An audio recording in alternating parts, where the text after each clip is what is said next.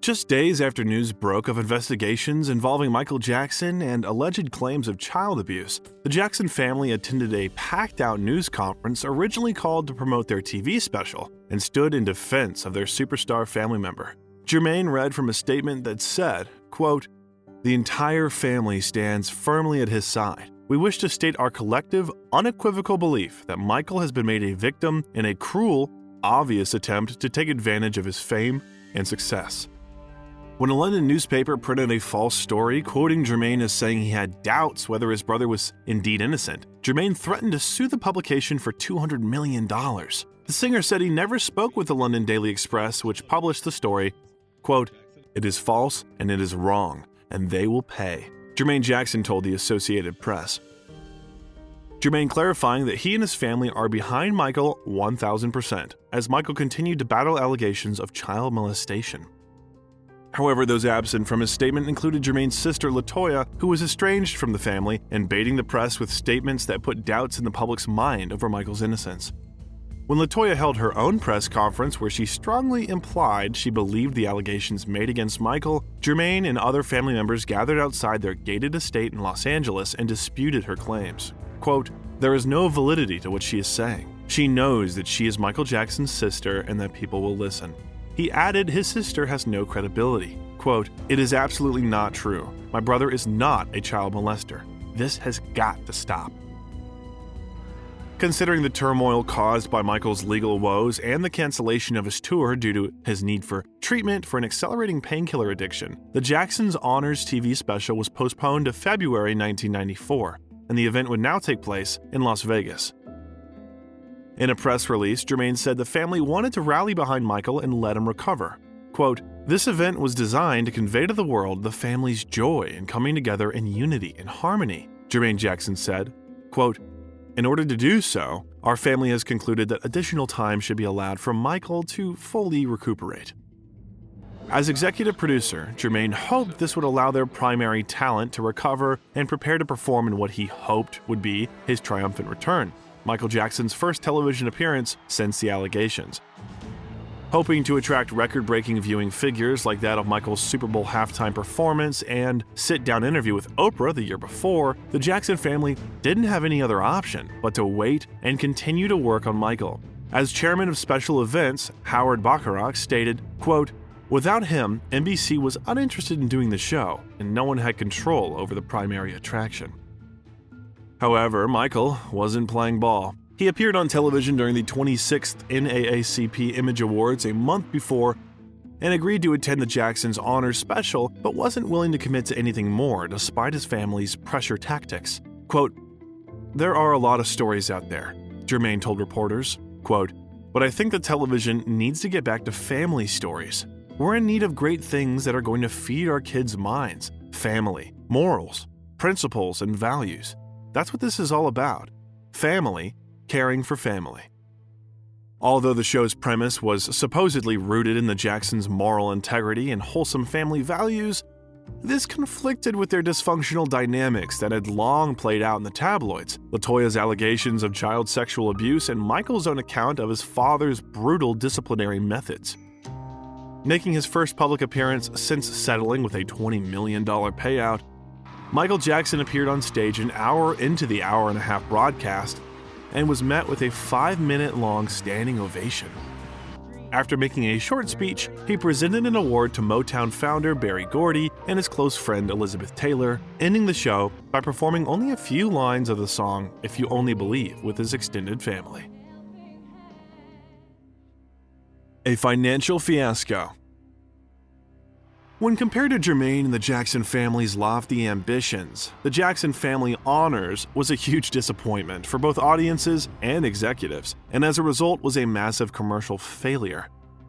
Without Michael Jackson confirmed for the night, organizers found it near impossible to shift tickets, ranging from $50 to $1,000 for the 15,000-seat MGM Grand Garden Arena. The event raised only half the projected $2.2 million in ticket sales, as the price of thousands of mid-level seats were slashed from $350 to $150. After representatives of Michael Jackson threatened that he would not appear if the house was not full. An estimated 3,500 tickets were given to Jackson associates, MGM employees, casino patrons, charity groups, and youth organizations from Las Vegas to Los Angeles at the last minute to fill the arena. After Elizabeth Taylor was booed for telling the crowd that Michael wouldn't be performing, many ticket holders demanded refunds. Therefore, Ticketmaster refused to turn over nearly $500,000 in proceeds after demands for refunds from customers who paid $350 for tickets, only to find themselves seated next to people who paid $50 or nothing at all.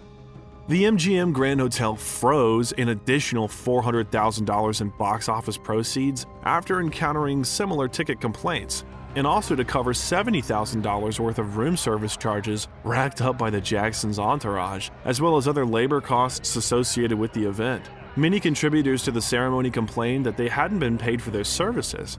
Quote, "When a show doesn't turn out exactly the way it's planned, everybody starts pointing fingers," said Chief Executive Officer of Jackson Communications, Robert Petralia. Quote, "As soon as we have a full accounting of where all the money is, we will pay those whom we owe."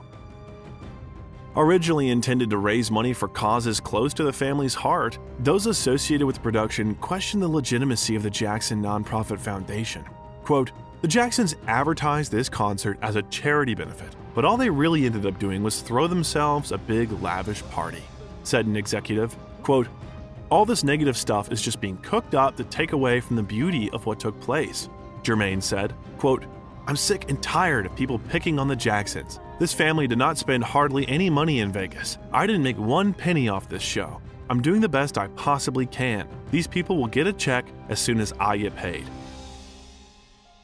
The financial mess the television special left behind took years to resolve. In March 1995, an arrest warrant for Jermaine Jackson was issued after he failed to show up at a Los Angeles court where he was being sued for $1.6 million by show producer Gary Smith.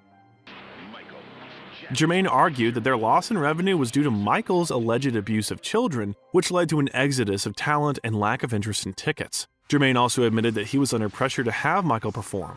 Quote, "I needed a commitment letter from Michael to get everybody off my back." However, Michael Jackson testified as part of the legal proceedings, saying that he was never contracted to perform but only agreed to appear as an award presenter as a favor to his family. The plaintiffs insisted Jackson Communications Inc. was a sham that used questionable financial practices, loaned money to family members, and made promises it couldn't keep. Attorney John Lawrence stating, quote, "There's no question that a promise was made. There's no question that promise was broken. The Jacksons put on a party for themselves and sent my client the bill." The jury ultimately awarded the show producers $2.6 million in damages due to fraud they believe Jackson's Communications Inc. and its chairman, Jermaine, had committed. Don't take it personal. Although Jermaine had long proclaimed that he would always put family first, the performer may have forgotten this mantra when on March 18, 1995, he secretly wedded his brother, Randy's ex-lover, Alejandra Loaiz. It was reported that the rest of the Jackson family weren't informed of the nuptials and that Randy was in the midst of a court battle for custody of the two children he shared with Alejandra.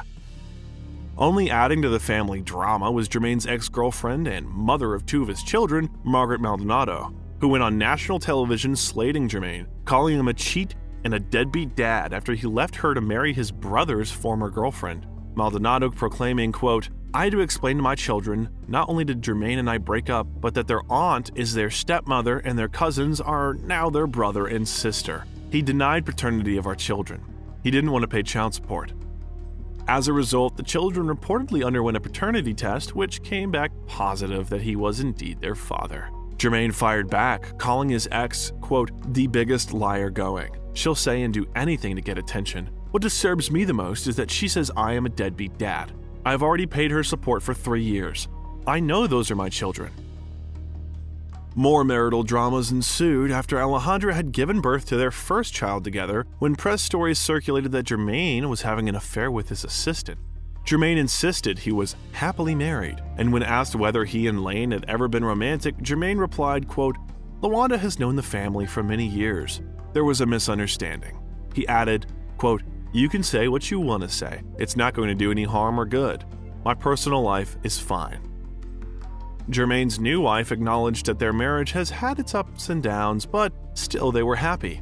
Quote, "She was like every other girl. They go crazy over the Jacksons. It's nothing new. Career-wise, Jermaine burnt many bridges in entertainment due to the Jackson family honors fiasco, and his solo career was effectively dead in the water. With 6 children to support and another one on the way, Jermaine was living back with his parents in the Jacksons' Havenhurst estate, which was owned and maintained by his brother Michael. In 1997, the Jackson 5 was inducted into the Rock and Roll Hall of Fame. At the glitzy black tie induction ceremony, all the brothers, including Michael, took the stage and accepted the honor. Quote, "This is the greatest honor ever," Jermaine Jackson told the media, beaming and raising his award skyward. Quote, "The Grammys are wonderful and all the other award shows, but this is the top. This is what we wanted." Having been awarded such a prestigious honor, it may have felt the first time for a long time, Jermaine and his brothers were truly recognized for their contribution to the landscape of modern music. But did this mean it could be time for another reunion? Can you feel it? In early 2001, when Michael was preparing to release his much-delayed new record, Invincible, Jermaine claimed that him and his brothers were also recording their own CD. Jermaine even told press outlets that Michael was among the brothers recording new material, and that the group may go on tour for the first time in 16 years.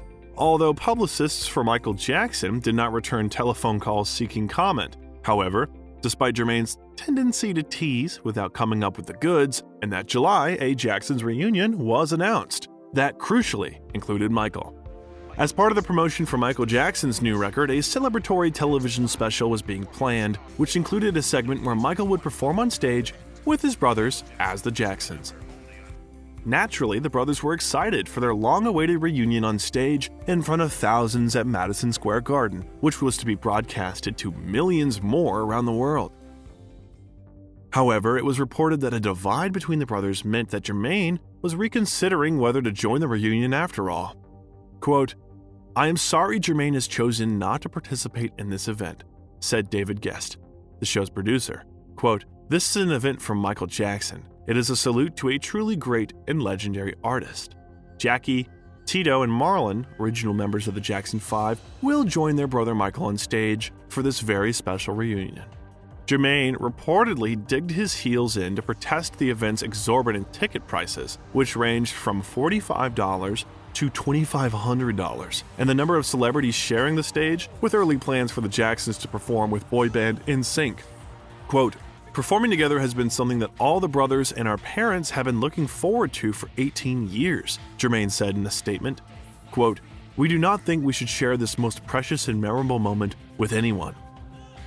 However, his managers soon backtracked on Jermaine's statements. Quote, "He always wanted to do the show, and I don't think he ever said he was not doing the show. He was just voicing some of his concerns," the manager said to press outlets. Quote, "The brothers are totally reunited, and they will be doing the show together." On the night itself, the brothers orchestrated a grand return to the spotlight, pulling out all the stops with copious amounts of pyrotechnics, smoke, and elaborate stage costuming. They performed a melody of their most beloved tracks, including their initial Motown hits, Can You Feel It? And Shake Your Body, Down to the Ground. Their first performance together since Michael announced his departure from the group on the last date of their victory tour. It was a truly triumphant return as enthusiastic applause from the sold-out crowd filled the arena. Feeding off the excitement they felt in the air, maybe a Jackson's tour was on the cards after all. However, the group's most crucial member had all of a sudden become their weakest link. Michael's towering strength and formidable stage presence was for the first time beginning to wane, and the gloved one was soon in dire need of help and support only a brother could offer. If you enjoyed this, then check out our other Jackson family dynamics we have documented in previous videos. Links are in the description box below. Subscribe for part 7 as we uncover how Jermaine was able to get Michael through his darkest days and the aftermath of the King of Pop's sudden demise.